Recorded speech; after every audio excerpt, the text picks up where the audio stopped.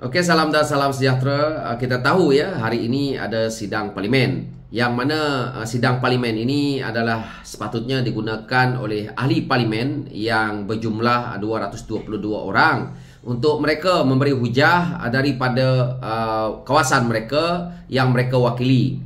Kerana setiap ahli parlimen itu mewakili kawasan dan sepatutnya hujah-hujah yang dibawa adalah daripada akar umbi, daripada rakyat di bawah. Tetapi apa yang kita lihat hari ini, sidang parlimen ini digunakan oleh pihak pembangkang untuk mereka melepaskan geram, untuk mereka membuat fitnah, untuk mereka mencari view dalam media sosial.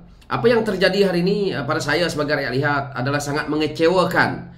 Umpamanya daripada ahli parlimen Tasik Gelugor ya hari ini, yang mana kalau kita lihat dia sampai tergagap-gagap dan menggigil-gigil, dia nak meminta permohonan maaf apabila speaker Dewan Rakyat hampir-hampir nak menggantung dia selama 6 bulan tau, bukan 14 hari.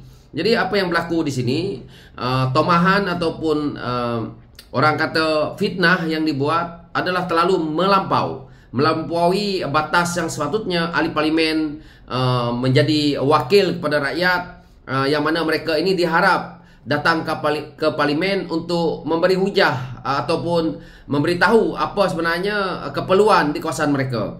Jadi hari ini dia mengeluarkan kenyataan yang menyatakan kenyataan lama dikeluarkan oleh Yang di-Pertuan Agong semasa masih menjadi Sultan Johor sebelum dilantik menjadi Yang di-Pertuan Agong. Titah Yang di-Pertuan Agong waktu itu menyatakan baginda Yang di-Pertuan Agong akan memburu semua orang yang korup. Dan dia kata apa? Orang itu yang menyalahgunakan kuasa itu akan menghadap tuanku setiap minggu sebelum mesyuarat kabinet. Ini adalah satu tuduhan yang sangat berat ya, dilemparkan kepada Datuk Seri Anwar Ibrahim selaku Perdana Menteri. Sebagai seorang tokoh politik muda, Wan Saiful sepatutnya tidak menyebut perkara ini. Jadi saya di sini tadi saya melihat benda ini dah begitu trending ya di media sosial, yang mana media-media masa pun dah keluarkan. So ini dia punya tontonan tu, mungkin kawan-kawan dah lihat, tapi saya ulang di sini supaya kita faham. Jadi saya nak memperingatkan kepada rakan-rakan kita dalam Perikatan Nasional, saya juga nak memperingatkan kepada semua dalam Dewan ini. This is the kind of government that we have today. Kita kena ingat dalam ucapan Duli Yang Maha Mulia Tuanku yang saya sokong dalam pembukaan parlimen, dan sebelum itu lagi Tuanku ada sebut bahawa baginda akan memburu semua orang yang korup. Korup itu maksudnya majalah gunakan kuasa.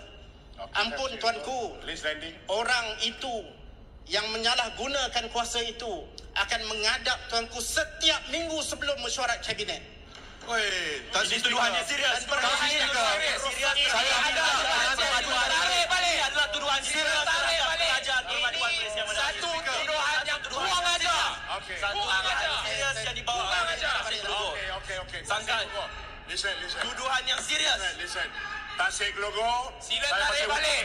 Ini kurang aja. Serius terhadap menghina Dewan, memesongkan rakyat. Saya minta semua menghina Dewan ni kurang aja. Menghina Tambun.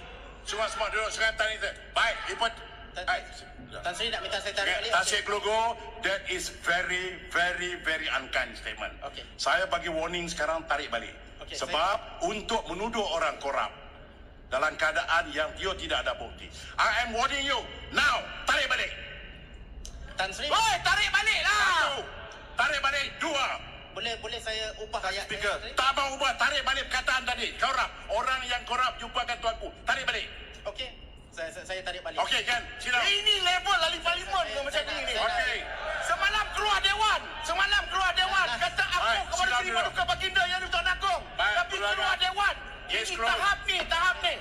Lagan. Tahap pembangkang ni. Baik. Dan. Tan Baik, Sri, saya nak. jadi Baik, pesanan saya saya. betul. Sudah ini dah habis. Saya tak beritahu pasal dah. Cukup. Duduk, sit down. Jadi Apa? Baik. Apa boleh muntah? Apa? Saya ada peraturan Apa? Boleh yang muntah? jelas. Saya boleh gantung you sampai 6 months. Gantung. I am using. This time around, saya akan guna itu. Sesiapa juga yang tak dengar cakap saya, I will use that. I can suspend 6 months. Ya, saya So be ikut arahan careful. Tan Sri. I kata dah duduk tamat. You dah tarik, duduk cukup. I got to handle this. Tapi saya kecewa Tan Sri menamatkan Duduk, masa cukup, dah saya habis. ada gangguan tadi. Saya kecewa dengan arahan tu, tapi saya ikut arahan You Tan Sri. kecewa dan sebagainya. I got parliament to run. Yes. Okay, please. Thank you very much. Dan saya nak balik Tan Sri. Tan Sri You kena tuduh. berhati-hati juga sebab nama Tan Sri pun digunakan. It doesn't matter. Still hearsay. Kalau kita sebut hearsay, saya boleh ungkit 30 tahun dulu. Then kita move forward. Benda yang hearsay, kalau you tak setuju, pergi SPRM, tak setuju, pergi balai polis, let them investigate, let them arrest. Kalau di sini, nobody can do anything. You cerita. Siapa yang boleh verify? Ya. Tak boleh verify. Sebab itu saya kata, jangan gunakan benda-benda yang telah pun kita sebut. Faham, Benda-benda ni hearsay. jadi dengan tu saya minta maaf Tan Sri kalau saya Yes. sebab saya bukan apa, saya pun emosional juga. I know you are emotional atau isteri you sakit. Sekejap. Everybody has problem. Sekejap. Tapi you kena respect I. Ya. Bila I kata move forward, jangan sebut lagi. You keep on saying. saya pun- Ini mengundang masalah. Saya pun emosional juga, terutama bila saya kenal Tan Sri dan saya tahu latar belakang Tan Sri. Jadi bila mereka menggunakan nama saya pun jadi saya It minta doesn't maaf. matter. You can play my chamber cerita, but not telling that story di sini. Saya That's pun good. saya pun You minta, nak. saya nak minta maaf ni. So okeylah. Jadi Okey lah, cukup. Duduk. Saya pun Saya minta jemput maaf. sekarang. Let up. Orang mesyuarat. Apa lagi? Jadi kalau kita tengok ya, siapalah yang menyokong ya Wan Saiful ni untuk menjadi ahli parlimen ya. Saya harap orang Tasik Gelugur malulah jumpa ataupun kamu dah pun menyokong seorang YB yang pada saya bangang seperti ini. Ini adalah satu tomahan ya, yang cuba dibuat oleh puak-puak Perikatan Nasional ni, puak-puak pembangkang ni. Hanya tujuannya untuk mereka membuat provokasi tau. Daripada hasil yang mereka buat ini tadi, kalau tidak ada tindakan daripada pihak kerajaan, daripada speaker ataupun ahli parlimen kerajaan, maka video ini nanti akan dipotong dan akhirnya mereka akan masuk dalam media-media sosial mereka untuk dipertontonkan kepada rakyat. Konon-kononnya mereka berada di pihak yang betul, yang konon-kononnya Perdana Menteri itu seolah-olah korup.